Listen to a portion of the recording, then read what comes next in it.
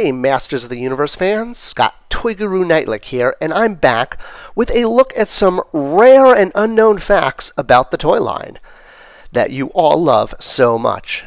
Now, one thing I'm doing today is I got a new microphone, so let me know if this is working, if this is a better way to do the voice. If you like it, let me know in the comments below and I'll keep using it. Alright, two quick plugs before we jump in.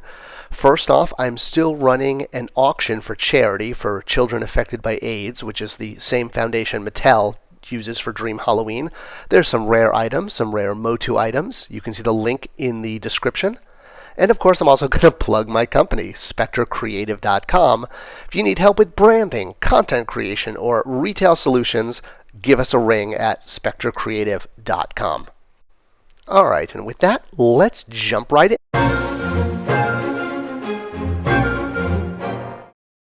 Alright, number 10, Carnivus' sword. So I was a big fan of Chief Carnivus from the 2000X line, and a big reason for this is it reminded me of one of my favorite childhood cartoons, the Disney Robin Hood and the King Richard version that shows up at the very end as a warrior lion. Now we also know there's another sort of warrior cat toy line out there that eventually Mattel actually got the rights to. That was a long haul. But long before that, when we were working on the Chief Carnivus figure, the Four Horsemen, as kind of a little humorous joke, decided to sculpt Carnivus' sword as a bit of homage, shall we say, to the Sword of Omens. Not exactly it, but it was there.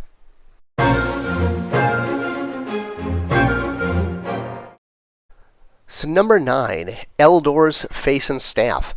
It is kind of a long-running inside gag in the toy industry for a lot of sculptors to put themselves in their toys. David Vonner is a War Machine from the old Marvel Legends line from Toy Biz.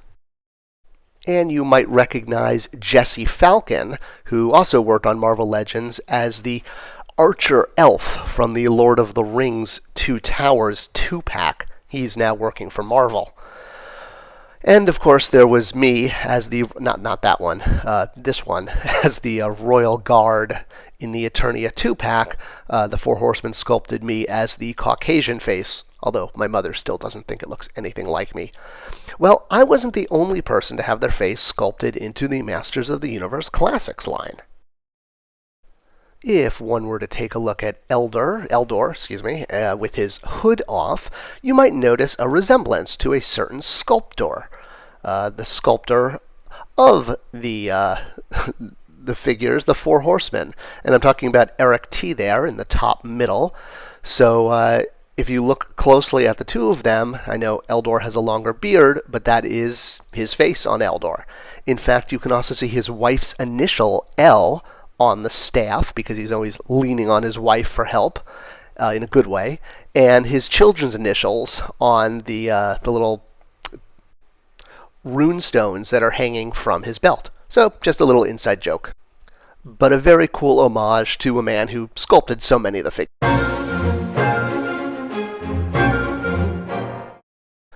Alright, so number 8, Hero's Spellstone.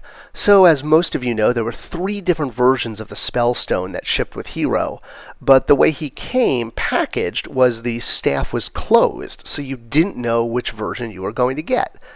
The original version, that was never made in the 80s, had a green stone, but now you had your chance to get green, red, or purple.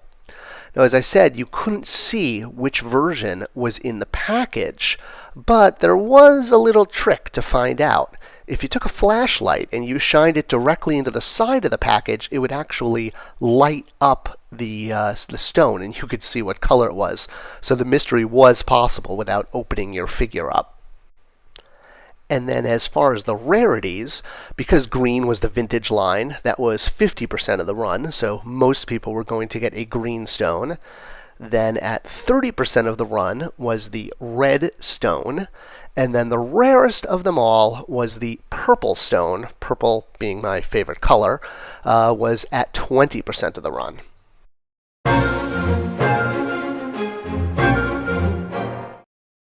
Now, while a lot of fans, myself included, were a huge fan of the 2000X line, there were internal feelings at Mattel that this was a failure of a line, just because it didn't succeed in the way people were hoping. Some of the figures did sneak out with 2000X heads, and of course there was the 2000X head pack that eventually did come out once we kind of started expanding the line. But there were two heads that were sculpted at the time of the figures. The first was Grizzlor, which a lot of people saw in Toy Fair magazine as an accident.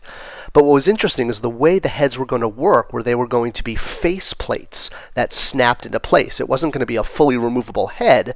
It was going to be a plate that went sort of just had a pin and went into the head. So you didn't have to remove the entire head. Kind of a unique thing for Grizzlor, and of course this was actually the way they showed it for the head pack until the team that took over for me realized that that wasn't going to work because the figure wasn't sculpted that way, or at least tooled that way, and they had to do a full head. One of the many examples of kind of what happened after I left the line. Alright, and Buzz-Off was the other one. So he was another character who had a 2000X head sculpted at the time of the figure sculpt, but was pulled and then eventually found its way into that head pack. All of the other 2000X heads were sculpted at the time of the head pack.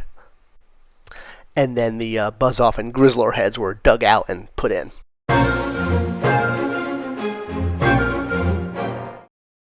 So in the vintage line, King Hiss had a really cool feature that he could transform into a snake form.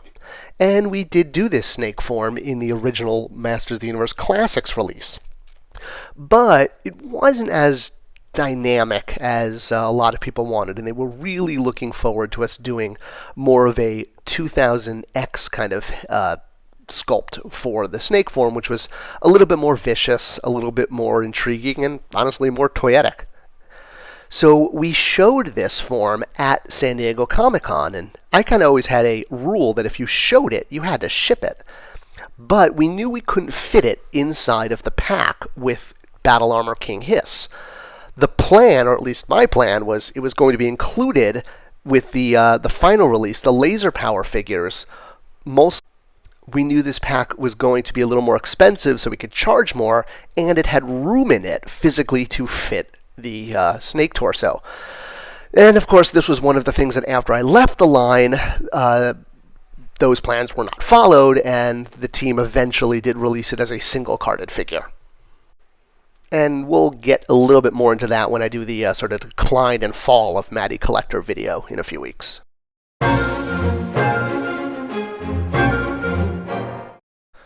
Alright, to go from a negative one of a torso not shipped to a positive one, so ZODAK, the one with the K that we did, the 2000X version, unbeknownst to fans and even to me, Terry Higuchi, the designer, painted the tattoos on ZODAK with glow-in-the-dark paint.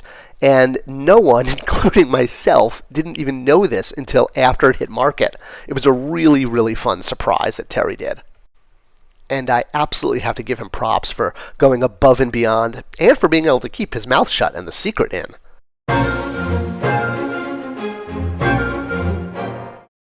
Alright, so here's an interesting one. We did a lot of Princess of Power figures. In fact, we finished the entire vintage line of Princess of Power figures in Masters of the Universe Classics. But kind of here's the deal. Until we got the Filmation rights, like sort of halfway through, we weren't supposed to do any Princess of Power figures. If we were playing by the book, the way the rights worked is POP was a completely different license. And whether people weren't paying attention, or it just because this line was so tiny it flew under the radar, we just did Princess of Power figures, and we didn't find out we weren't supposed to until years later. Oh well. Obviously, if we had known, we would have not included them, but we didn't know, and hey, the fans benefited, so yeah.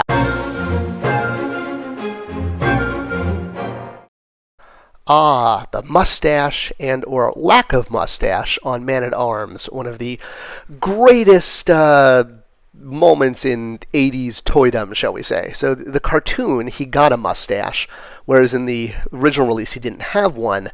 When we did the Classics figure, we included both heads with the mustache and without.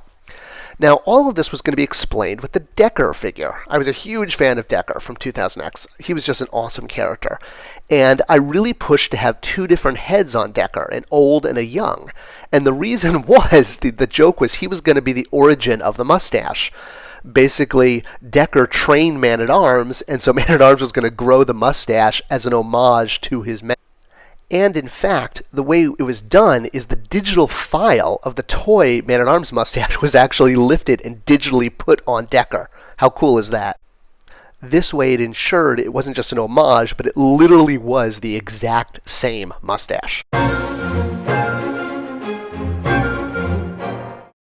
Alright, so this is one that actually completely slipped by me, and I totally take the blame for this, but nobody ever knew. So originally, when the Four Horsemen sculpted the Royal Guards, they actually designed them to have two different boots. One was going to have sort of the He-Man boots, and one was going to have the Skeletor boots, simply so you could have more variety in your Royal Guards.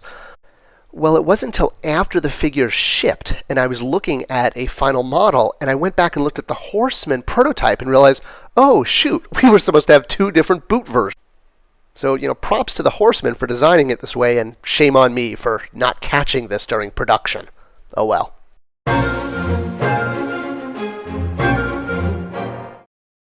Alright, and finally, one of those that was just a detail we were real sticklers for, at least I was I wanted to make sure every figure in the cross-sell in the line matched perfectly with the cross-sell art from the vintage line, which meant shooting the photograph of the figure in the exact pose. Now, He-Man, who was an early figure, didn't have this done, but I actually had the photography department go back and reshoot He-Man, and Skeletor, in fact, so that they matched the vintage art, and we were able to do that for the giant cross-sell poster. Just kind of one of those details that was really cool for people who noticed it. And if you didn't notice it, no biggie, but yeah, we really tried to make sure the photography matched the vintage cross-sell art. Alright, so that is kind of the top 10 things that a lot of people don't know about the line. If there's other things that I may have missed, please leave them in the comments, because we could always do a follow-up video. There's lots of hidden secrets in the line. And make sure to subscribe and share this video, because sharing is caring. Thanks for watching, everyone.